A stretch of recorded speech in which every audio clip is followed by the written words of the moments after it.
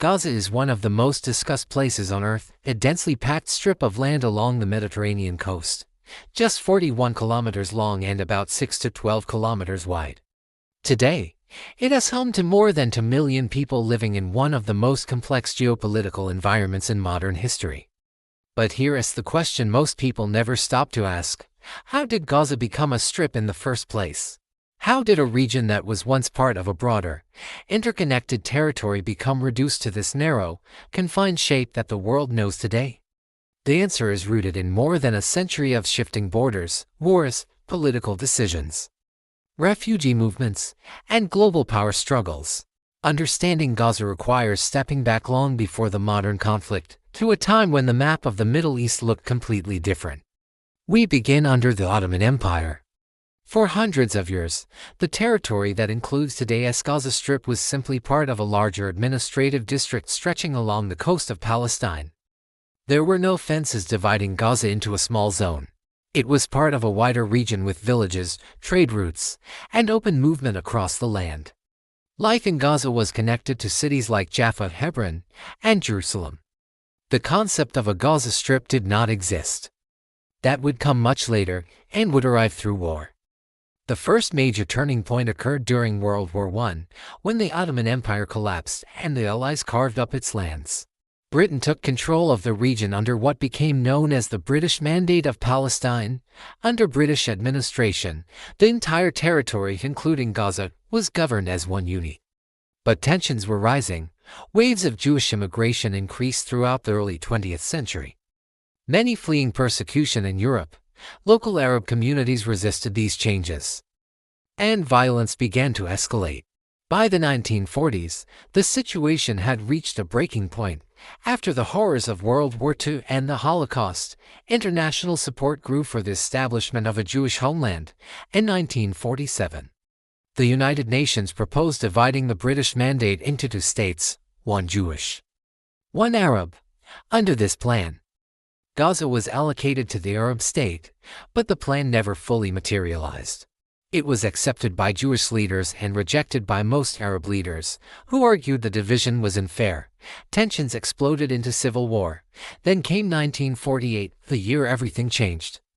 Israel declared its independence, and neighboring Arab states launched a military intervention. The war that followed was devastating. Hundreds of thousands of Palestinians fled or were expelled from their homes across the region during what Palestinians call the Nakba, or catastrophe. Many of these refugees fled south toward Gaza, where the Egyptian army controlled the area.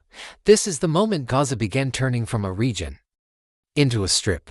When the war ended in 1949, the borders were redrawn not according to the UN plan but according to the ceasefire lines of the armies that held ground.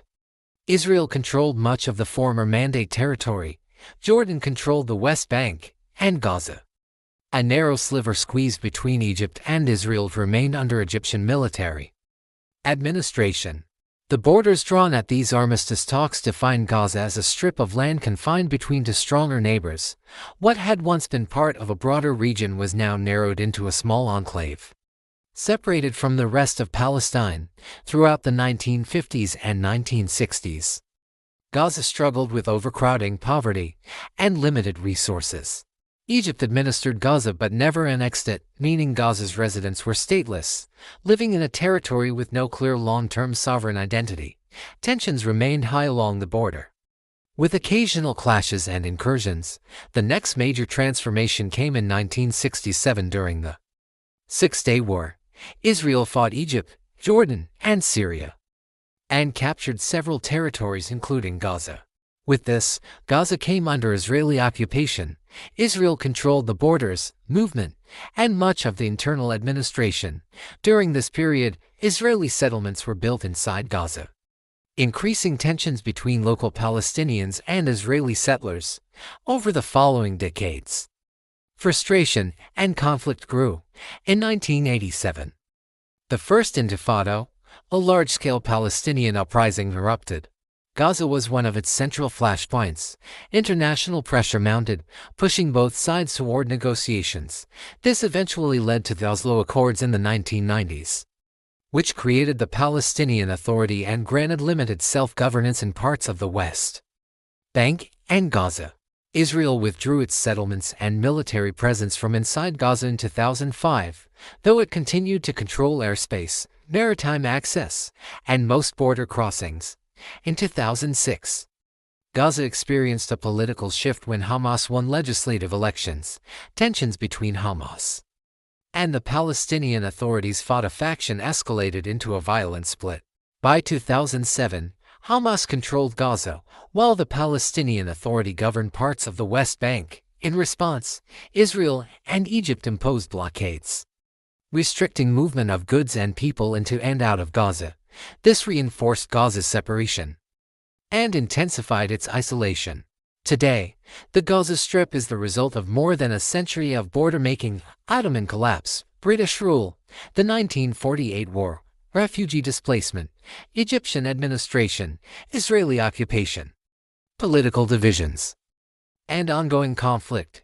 Its small size is not natural, it is the product of armistice lines, geopolitical decisions, and unresolved disputes that date back generations.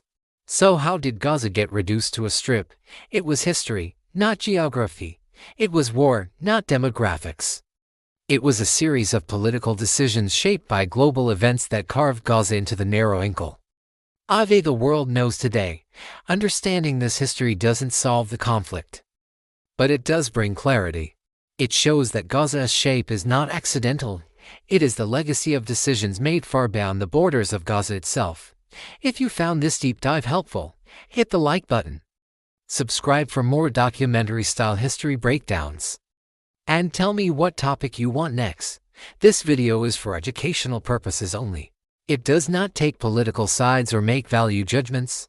Its purpose is to explain historical processes clearly and responsibly.